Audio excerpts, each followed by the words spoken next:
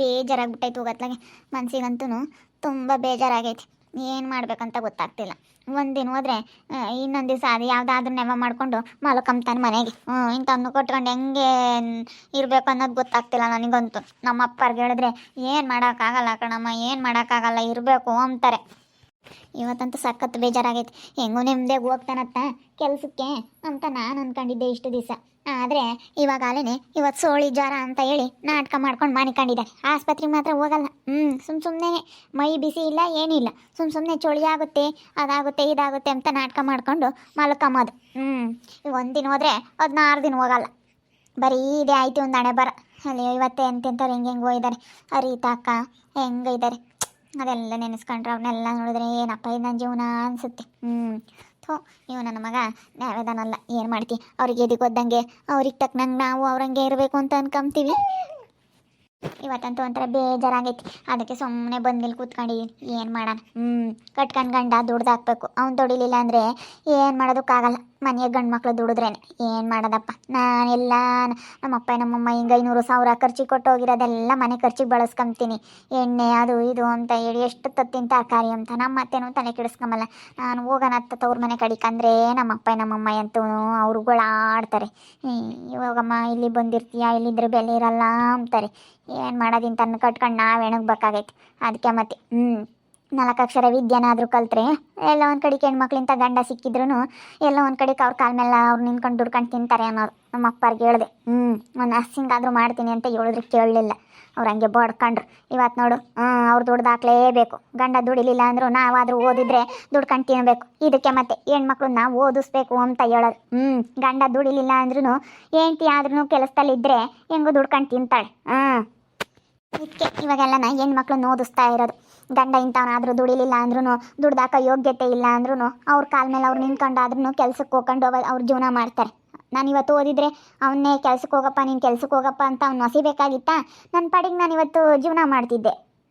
ನನ್ನ ಪಾಡಿಗೆ ನಾನು ಕೆಲ್ಸಕ್ಕೆ ಹೋಗಿ ನನ್ನ ಪಾಡಿಗೆ ನಾನು ಇರ್ತಿದ್ದೆ ಇವತ್ತು. ಯಾಕೆ ಅವಳು ಹಿಂಗೆ ಬಂದು ಒಬ್ಬಳೆ ಕೂತ್ಕೊಂಡಿದ್ದಾಳೆ ಇಲ್ಲಿ? ನಾನು ಅವಾಗಿಂದ ಅಂಗನವಾಡಿ ಹತ್ರ ನೋಡ್ತಾನೆ ಇದ್ದೀನಿ ಅಲ್ಲಿಂದನ. ಯಾಕೋ ಇಲ್ಲಿ ಬಂದು ಕೂತ್ಕೊಂಡಿದ್ದಾಳೆ. ಯಾಕಪ್ಪ ಕೇಳೋಣ ಅದೇ, ನಮ್ಮ ಬೇರೆ ರಿಲೇಷನ್ನು ಕೇಳೋಣ, ಮಾತಾಡ್ಸೋಣ ಅದೇ. ಆಯ್ತಾ? ಯಾಕಮ್ಮ ಇಲ್ಲಿ ಕೂತ್ಕೊಂಡಿದ್ಯಾ? ಅವಾಗಿಂದ ನಾನಲ್ಲಿ ಅಂಗನವಾಡಿಯಿಂದ ಒಳಗಡೆ ಕೂತ್ಕೊಂಡು ನೋಡ್ತಾನೇ ಇದ್ದೀನಿ, ಕಾಣಿಸ್ತಾ ಆಯ್ತಾ ಇಲ್ಲಿಗೆ? ಯಾಕೆ ಯಾಕೆ ಇಲ್ಲಿ ಕೂತ್ಕೊಂಡು ಏನೋ ಯೋಚನೆ ಮಾಡ್ತಾ ಇದೆಯಾ? ಯಾಕೋ ಬೇಜಾರಾಗಿದೆಯಾ? ಯಾಕಮ್ಮ? ಏನಿಲ್ಲ ಚೈತ್ರ ಅಕ್ಕ, ಹಿಂಗೇನೆ ಯಾಕೋ ಒಂಥರ ಬೇಜಾರು. ಕಂಟಿ ಒಂದು ದಿವಸ ಹೋಗ್ತಾರೆ, ಇನ್ನೊಂದು ದಿವಸ ಹೋಗೋದೇ ಇಲ್ಲ. ಇಷ್ಟು ದಿವಸ ವರ್ಷನ ಜೊತೆ ಕೆಲ್ಸಕ್ಕೆ ಹೋಗೋರು ಅವ್ರನ್ನ ಬೇರೆ ತಗೊಂಬಂದು ಮನೇಲಿ ಇಟ್ಕೊಂಡಿದ್ದಾರೆ. ಅವಳ ಒಬ್ಳು ಬೇರೆ ಬರ್ತಾಳೆ ನಮ್ಮ ಮನೆಗೆ, ನೀನು ಹಂಗಿರ್ಬೇಕು ಹಿಂಗಿರ್ಬೇಕು ಅಂತ ಹೇಳ್ತಾಳೆ. ಇವ್ರಿಗೆ ನಮ್ಮ ಅತ್ತೆಗೂ ನಮ್ಮ ಗಂಡಗೂ ಎಲ್ಲ ಅವಳು ಹೇಳೋ ಮಾತೇ ಇಡಿಸುತ್ತೆ. ನನಗಂತ ಸಾಕಾಗ್ಬಿಟ್ಟೈತೆ. ಕೆಲ್ಸಕ್ಕೆ ಹೋಗಲ್ಲ, ಇವತ್ತು ತಲೆ ಚಳಿ ಜ್ವರ ಅಂತ ಮಲ್ಕೊಂಡು ಒಂದು ದಿವಸ ಹೋಗೋದು, ಇನ್ನು ನನಗೆ ಅಡ್ಜಸ್ಟ್ ಆಗಿಲ್ಲ, ನನಗೆ ಹಿಂಗೆ ಚೆನ್ನಾಗಿಲ್ಲಂಗೆ ಆಯಿತು ಅಂತ ಏನೋ ಒಂದು ನೆವ ಮಾಡ್ಕೊಂಡು ಬಿಡೋದು. ಮನೆಗೆ ಅಕ್ಕ ಗಂಡು ಮಕ್ಳು ದುಡಿಲಿಲ್ಲ ಅಂದರೆ ಏನು ಮಾಡ್ಬೇಕು ಹೇಳಕ್ಕ ನಾನು? ಅದಕ್ಕೆ ಒಂಥರ ಬೇಜಾರಾದಂಗೆ ಆಯಿತು. ಅದಕ್ಕೆ ಸುಮ್ಮನೆ ಬಂದು ಇಲ್ಲಿ ಕೂತ್ಕೊಂಡೆ ಅತ್ಲಾಗಿ. ಒಬ್ರು ಮನೆ ತಕ್ಕೋದ್ರೆ ಹಿಂಗೆ ಹಿಂಗೆ ಅಂತ ಅದು ಇದು ಮಾತಾಡ್ತಾರೆ. ಅವ್ರು ಬೇರೆ ಬಂದಿದ್ದಾರ, ಅವು ವರ್ಷ ಮದುವೆಯಾಗ ನಿಮ್ಮ ಮೈದನ ಮದುವೆಯಾಗ ಅಲ್ಲಿ ನಮ್ಮ ಮನೆಗೆ ಇದ್ದಾರೆ, ಕರ್ಕೊಂಬಂದು ಅಲ್ಲಿ ಇಟ್ಕೊಂಡವ್ರೆ. ನಮ್ಗೊಂಥರ ಏನೋ ಬೇಜಾರು. ಇವತ್ತು ಏನೋ ಒಂಥರ ಅಲ್ಲಿ ಇರ್ಬೋದಾಯ್ತು. ಸುಮ್ಮನೆ ಅಲ್ಲೇ ರೀತಕ್ಕರ ಮನೆಗಿದ್ರು ಇರ್ಬೋದಾಗಿತ್ತು ಮಂಗಾಗ್ತೈತಿ. ನಾನು ಮತ್ತೆ ಮಾತು ಕಟ್ಕೊಂಡು ನನ್ನ ಗಂಡನ ಮಾತು ಕಟ್ಕೊಂಡು ಅವಾಕೊಂಡೆ ಹೆಂಗೆ ಬೇಕು ಹಂಗೆ ಮಾತಾಡಿದೆ, ಹೆಂಗೆ ಬೇಕು ಹಂಗೆ ಒಂದೆ. ಇದು ಸಿಕ್ಕೈತೆ ಹಿಂಗೆ ಹಿಂಗೆ ನಮಗೆ ಕೊಡು ಅಂತ ನಮ್ಮ ಮತ್ತೆ ಜೊತೆ ಸೇರ್ಕೆ ನಮ್ಮ ಮನೆಯೆಲ್ಲ ಹುಡುಕ್ತು. ಅದು ಏನೇನೋ ಹೋಗತ್ತೆ, ಏನೇನೋ ಆಯಿತು. ಇಲ್ಲಮ್ಮ, ಅವಳು ಮಾತ್ರ ನಂಬೇಡ. ನಾನೇ ನಿನಗೆ ಹೇಳೋಣ ಕರ್ಸಿ ಅಂತ ಅಂದ್ಕೊಂಡೆ. ಅವಳು ಇದ್ದಾಳಲ್ಲ, ಅವಳು ವಿಜಿ ಭಾಳ ಇದ್ದಾಳೆ. ಹಿಂಗೆ ಕ್ರಿಮಿನಲ್ ಅವಳು. ಯಾರ ಹತ್ರ ಹೆಂಗಿರ್ಬೇಕು, ಯಾರ ಹತ್ರ ಹೆಂಗೆ ಕಿತ್ಕೋಬೇಕು ಅಂತ ಭಾಳ ಐಡಿಯಾ ಐತೆ. ಅವಳು ಏನು ಕ್ರಿಮಿನಲ್, ಅವಳನ್ನು ಮಾತ್ರ ನಂಬಕ್ಕೆ ಹೋಗ್ಬೇಡ. ನೋಡಿ ನೀನು ಹೇಳಿರ್ತೀನಿ. ನಾನೇ ನಿನ್ನ ಕರೆಸಿ ಹೇಳೋಣ ಅಂತ ಅಂದ್ಕೊಂಡೆ. ಇವತ್ತು ಹೆಂಗತ್ತ ಒಬ್ಬಂಟಿಯಾಗಿ ಸಿಕ್ತೆ. ಇವಾಗ ನಾನು ಅಲ್ಲಿ ಮನೆ ಹತ್ರ ಬರೋಕ್ಕೆ ನಮ್ಮ ಮಾವನಿಗೆ ಬೇರೆ ಅಲ್ಲಿ ಮನೆ ಹತ್ರ ಬಂದರೆ ಆಗೋದಿಲ್ಲ, ನಿಮ್ಮ ಮಾವನಿಗೂ ನಾವು ಬಂದರೆ ಆಗೋದಿಲ್ಲ. ಅಲ್ಲಿ ಬಂದು ಹೇಳೋದಕ್ಕೆ ಆಗ್ತಾ ಇರಲಿಲ್ಲ. ನೀನು ಎಲ್ಲೂ ಒಬ್ಬಂಟಿಯಾಗಿ ಸಿಕ್ತಿರ್ಲಿಲ್ಲ. ಇವಾಗ ಹೆಂಗೋ ಸಿಕ್ಬಿಟ್ಟೆ. ನಾನು ಹೇಳೋಣ ಅಂತ ಹೇಳಿ ಕಾತ್ಕೊಂಡಿದ್ದೆ. ಆದರೆ ಅವಳನ್ನು ಮಾತ್ರ ನಂಬೇಡ, ವಿಜಿನ್ ಮಾತ್ರ. ಅವಳು ಏನು ಕ್ರಿಮಿನಲ್ ಅವಳು. ಇಲ್ಲೋಡು ಹೆಂಗೆ ಅಂದರೆ ಅವಳು ನಂಬಕ್ಕೆ ಹೋಗ್ಬೇಡ. ಬರೀ ಮಾತು ಸ್ಟೆಂಟ್ ಮಾತುಗಳು ಅಷ್ಟೇ ಅವಳವು. ಅವಳು ಹೆಂಗೆ ಕ್ರಿಮಿನಲ್, ಅವಳು ಮಾತು ನಂಬಕ್ಕೆ ಹೋಗ್ಬೇಡ ನೀನು. ಬಹಳ ಎಚ್ಚರಿಕೆಯಿಂದ ಇರು. ಇವಳು ಇವಾಗ ನಮ್ಮ ಸುಗುಣನ ಹಿಂಗೆ ಮಾಡ್ಕೊಂಡೇನೆ ಅವಳು ಸಂಸಾರ ಹಾಳು ಮಾಡ್ಕೊಂಡಿರೋದು ನಮ್ಮ ಸುಗುಣ. ಅವಳು ಹಂಗೆ ಫ್ರೆಂಡು ಅಂತ ತಲೆ ಮೇಲೆ ಕಿತ್ಕೊಂಡು ಹಿಂಗೆ ಮಾಡ್ಕೊಂಡ್ಳು ನಮ್ಮ ಸುಗುಣ. ಏನಕ್ಕ ಬರ್ತಾಳೆ, ಏನು ನಿನಗೆ ಗೊತ್ತಾಗಲ್ಲ ಕಣೆ, ಹಂಗಿರ್ಬೇಕು ಹಿಂಗಿರ್ಬೇಕು ಅಂತ ಹೇಳಿ ನನಗೆ ಬೈದಿ ಹೇಳ್ತಾಳೆ. ಏನನ ಆಗಲಿ ಹೇಳು. ಅವಳು ಹಂಗೆ ಮತ್ತೆ ಬರೀ ಆ ಥರ ಸ್ಟೆಂಟ್ಗಳು ಮಾತಾಡ್ಕೊಂಡು ನಿನಗೆ ಗೊತ್ತಾಗಲ್ಲ ಹಂಗೆ ಮಾಡಬೇಕು ಹಿಂಗೆ ಮಾಡಬೇಕು ಅಂತ ಹೇಳಿ ಸುಮ್ಮನೆ ಹಂಗೆ ಮಾಡ್ತಾಳೆ. ನಮ್ಮ ಸುಗುಣನು ಹಿಂಗೆ ಮಾಡ್ಕೊಂಡೆ ಮತ್ತೆ ಕಣಮ್ಮು ಹಿಂಗೆ ಮಾಡ್ಕೊಂಡಿರೋದು. ನೀನು ಎಚ್ಚರಿಕೆ ತಗೊಂಡ್ರೆ ಮಾತ್ರ. ಎಚ್ಚರಿಕೆ ತಗೊಂಡಿಲ್ಲ ಅಂತಂದರೆ ಅಂಥವ್ರಿಂದ ನಮ್ಮ ಸಂಸಾರ ಹಾಳು ಮಾಡಿಕೊಂಡು ಬೀದಿಗೆ ಬೀಳ್ಬೇಕಾಗುತ್ತೆ ನೋಡು. ನೀನೊಂದು ಸ್ವಲ್ಪ ಎಚ್ಚರಿಕೆ ತಗ. ನಾನು ಹೇಳೋಣ ಅಂದ್ಕೊಂತಿದ್ದೆ, ನೀನು ಸಿಗ್ತಾನೆ ಇರಲಿಲ್ಲ. ಅಲ್ಲಿ ಬರೋದಕ್ಕೂ ಆಗಲ್ಲ. ನೀನು ನಮ್ಮ ಮನೆ ಹತ್ರ ಬರೋದಕ್ಕೂ ಆಗಲ್ಲ. ನಾನು ಅಲ್ಲಿಗೆ ಬಂದ್ರೂ ನಮ್ಮ ಮಾವ ಸುಮ್ಕಿರಲ್ಲ, ನಿಮ್ಮ ಅವನಿಗೂ ಗಲಾಟೆ. ಯಾಕೆಂತ ನಾನು ಬರಲಿಲ್ಲ ಅಷ್ಟೇ. ಅಲ್ಲಿಗೂ ನಾನು ನಿನ್ನ ನಂಬರ್ ಇತ್ತು, ಅವಾಗ ಒಂದ್ಸತಿ ಯಾವಾಗಲೂ ನಿನ್ನ ನಂಬರ್ ಸಿಕ್ಕಿತ್ತಲ್ಲ, ಅದಕ್ಕೆ ಫೋನ್ ಮಾಡಿದೆ. ನಂಬರ್ ಬೇರೆ ಇತ್ತು, ಸ್ವಿಚ್ ಆಫ್ ಅಂತ ಬಂತು. ಫೋನೂ ಬರಲಿಲ್ಲ. ನಾನು ಎಷ್ಟು ಟ್ರೈ ಮಾಡಿದ್ದೀನಿ ಗೊತ್ತಾ ನಿನಗೆ ಹೇಳೋಕ್ಕಂತ ಹೇಳಿ. ಅಲ್ಲಿಗೆ ಬಂದಿದ್ದಾರೆ ಅಂತ ಗೊತ್ತಾದಾಗಿಂದನೂ ನಾನು ನಿನಗೆ ಹೇಳ್ಬೇಕು ಅಂತ ಎಷ್ಟೆಷ್ಟೋ ಪ್ರಯತ್ನ ಪಟ್ಟೆ, ಆದರೂ ನಿನ್ನ ನಂಬರ್ ಸಿಗಲೇ ಇಲ್ಲ ನನಗೆ. ಫೋನಿಲ್ಲ ಏನಿಲ್ಲ ಕಣಕ್ಕ. ಫೋನು ನಮ್ಮ ಅಪ್ಪರು ಕೊಡಿಸಿದ್ರು ಹೊಸದು. ಅಯ್ಯಪ್ಪಂದು ಎಲ್ಲ ಹೊಡೆದಾಕೊಂಬಂದಿದ್ದೀನಿ, ಡಿಸ್ಪ್ಲೇ ಹೋಗೈತೆ ಅಂತೇಳಿ ನಾನು ಸಿಮ್ ತೆಗ್ದಾಕಿ ಅವ್ರು ಸಿಮ್ ಹಾಕೊಂಡವ್ರು. ನೀನು ಬೇಡ ಫೋನು ಅಂತ ಹೇಳಿ ಏನು ಮಾಡೋಣ, ಅದಕ್ಕೆ ಸುಮ್ಕಾದತ್ಲಾಗೆ ಬಿಡತ್ತ ಇಟ್ಕೊಂಡ್ಲಿ ಅಂತ ಹೇಳಿ ಅದಕ್ಕೆ ಸ್ವಿಚ್ ಆಫ್ ಅಂತ ಬಂದೈತೆ. ನಾನು ಎಷ್ಟು ಪ್ರಯತ್ನ ಪಟ್ಟ ಗೊತ್ತಾ ನಿನಗೆ ಹೇಳ್ಬೇಕು ಅಂತ. ಏನು ಮೇಡಮ್ಮ ಏನು ಹಿಂಗೆ ಮಾತಾಡ್ತಾ ಇದ್ರೆ? ಯಾಕೆ ಇಲ್ಲಿ ಕೂತ್ಕೊಂಡೈತೆ ಈ ಹುಡುಗಿ ಬಂದು? ಏನಿಲ್ಲ ಸಣ್ಣ ಚಿಕ್ಕಿ, ಇವು ಗಂಡ ಕೆಲಸಕ್ಕೆ ಹೋಗಲ್ವಂತೆ, ಅದಕ್ಕೆ ಬೇಜಾರಾಗಿ ಇಲ್ಲಿ ಬಂದು ಕೂತ್ಕೊಂಡಿದ್ಲು. ಅದಕ್ಕೆ ನಾನು ಸಮಾಧಾನ ಮಾಡ್ತಿದ್ದೆ ಅಷ್ಟೇ. ಹೋಗಿ ಮಕ್ಕಳು ನೋಡ್ಕೊ ಹೋಗ್ರಿ, ಬಂದೆ ಒಂದು 5 ನಿಮಿಷ ನೋಡ್ಕೊ ಹೋಗ್ರಿ, ಇಬ್ಬರು ಇಲ್ಲೇ ನಿಂತ್ಕೊಂಡ್ರಿ, ಆಮೇಲೆ ಹೋಗಿ ಮಲ್ಕೊಂಡ್ರಾ?